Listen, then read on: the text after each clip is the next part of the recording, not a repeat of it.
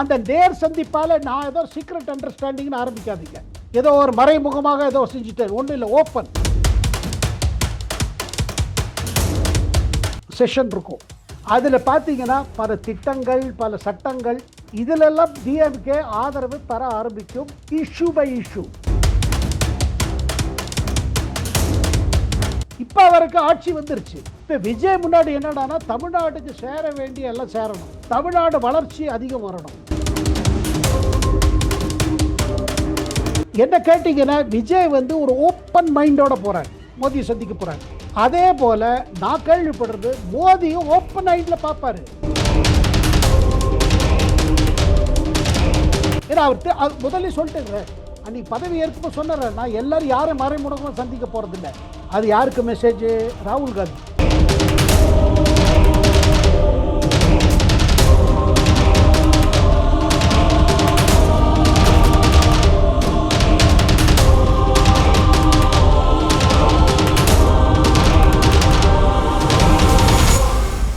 Real one நண்பர்கள், உறவுகள் அனைவருக்கும் வணக்கம். இன்று நம்மோடு இருப்பவர் மூத்த பத்திரிகையாளர் டெல்லி சேகர் ஐயர் அவர்கள். வணக்கம் சார்.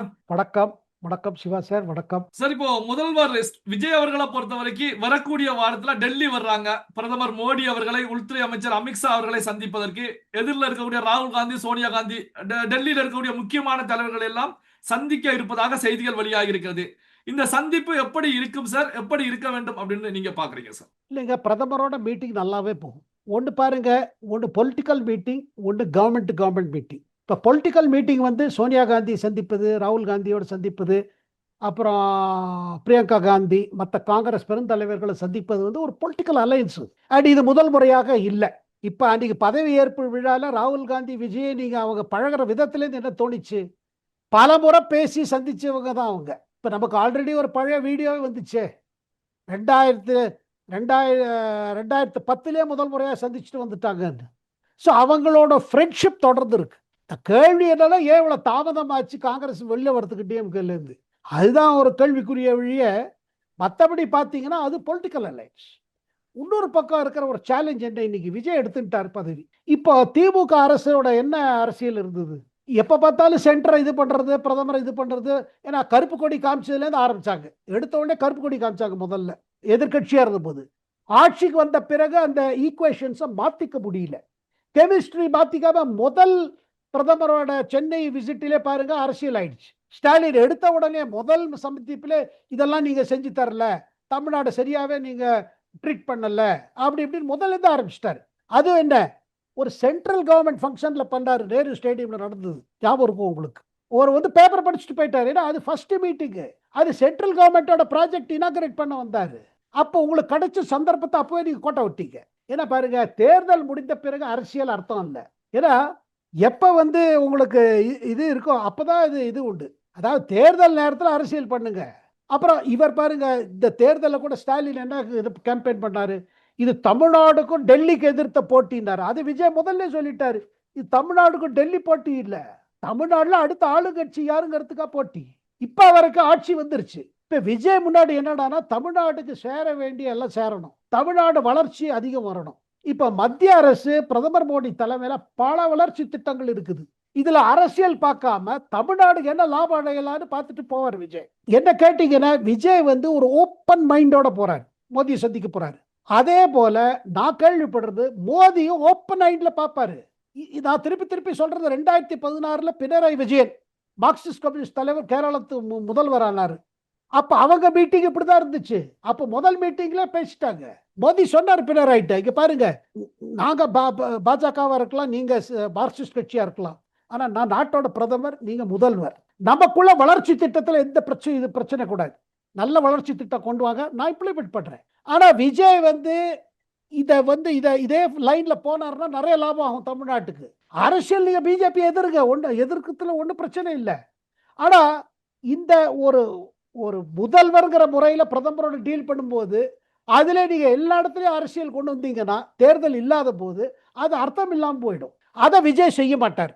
விஜய் அவர் பிரதமரை சந்திக்கும் போது ஓப்பன் மைண்ட். ஏன்னா அவர் முதல்ல சொல்லிட்டு அன்னைக்கு பதவி ஏற்கும்போது சொன்னார், நான் எல்லாரும் யாரும் மறைமுகமாக சந்திக்க போறதில்லை.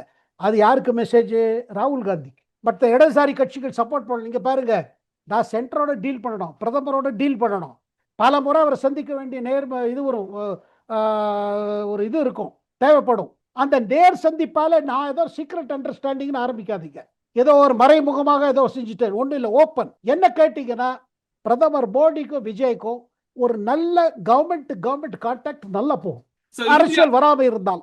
இப்போ நாடாளுமன்றத்துல திமுக எம்பிக்கள் காங்கிரஸ் எம்பிக்கள்ல உட்காராமல் இருக்கைய மாற்றி கொடுக்க சொல்லி ஏற்கனவே கனிமொழி கடிதம் எழுதியிருந்தாங்க சபாநாயகர் அவர்களுக்கு. இப்போ அப்போ பாஜக பக்கம் உட்கார போறாங்களா? எப்படி சார் திமுக எம்பிக்களுடைய எதிர்கால செயல்பாடுகள் நாடாளுமன்றத்துல இருக்க போகுது சார்? அவங்க காங்கிரஸ் பக்கத்துல உட்காந்துட்டு இருந்தாங்க, இப்ப அவங்க நடுவுலன்னா பாஜக எம்பி, அதாவது என்டிஏ எம்பிகளுக்கும் காங்கிரஸுக்கு நடுவுல ஒரு இது இருக்கு பாருங்க, அதுல உட்காருவாங்க. அதை தவிர்த்து நான் கேள்விப்படுவது என்னன்னா, திமுக தலைவர்களும் பல இதுவா பேசிக்கிறாங்க, பாஜக தலைவர்களும் எதிர்பார்க்கிறது என்னன்னா, வரப்போற இப்ப ஜூலை மாதத்துல கூடும், திருப்பி பாராளுமன்ற கூட்டு இது இருக்கும், செஷன் இருக்கும்.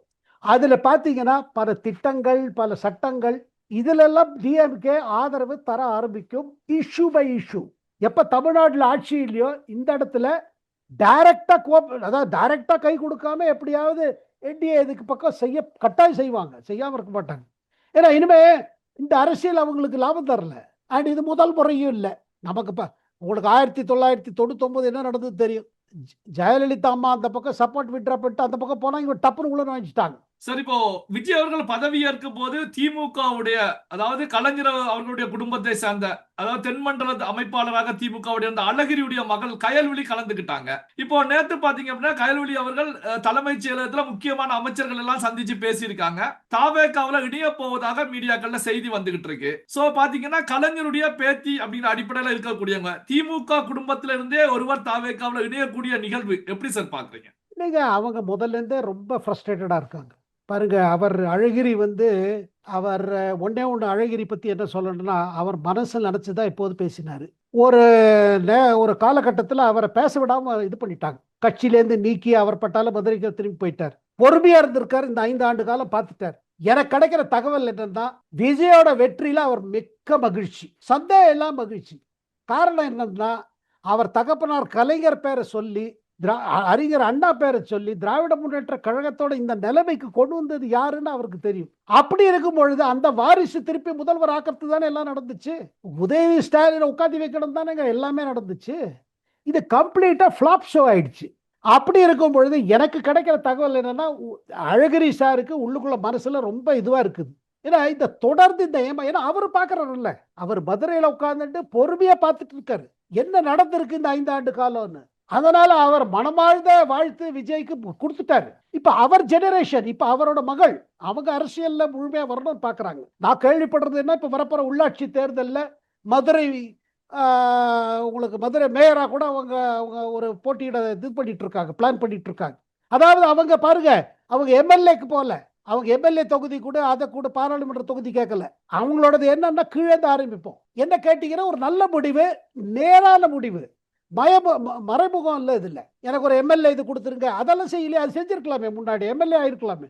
அப்படி செய்யாம எனக்கு தோணுது அவர் இவங்க அட்வைஸ் இருக்கும், அழகிரியோட அட்வைஸ் இருக்கும், ஆரம்பிச்சா கீழேந்து ஆரம்பிங்கம்மான்னு. கீழேந்து ஆரம்பிச்சாதான் எல்லாம் புரிஞ்சுக்க முடியும். ஏன்னா அழகிரியோட மகள் சொல்லி அவளுக்கு சலிக்க கூடாது, தனிப்பட்ட போது வரட்டும் மேல. என்ன கேட்டீங்கன்னா, அவங்க டிவிகேல இணைந்து மதுரையில ரொம்ப தீவிரமாக உள்ளாட்சி தேர்தலில் ஈடுபடுவாங்கன்னு தான் நம்பப்படுகிறது, எதிர்பார்க்கப்படுகிறது. பல்வேறு முக்கியமான தகவல்கள், செய்திகளை நம்முடைய உறவுகளுடன் பகிர்ந்து கொண்டதற்கு நன்றி சார். நன்றி, வணக்கம் சிவா சார், வணக்கம்.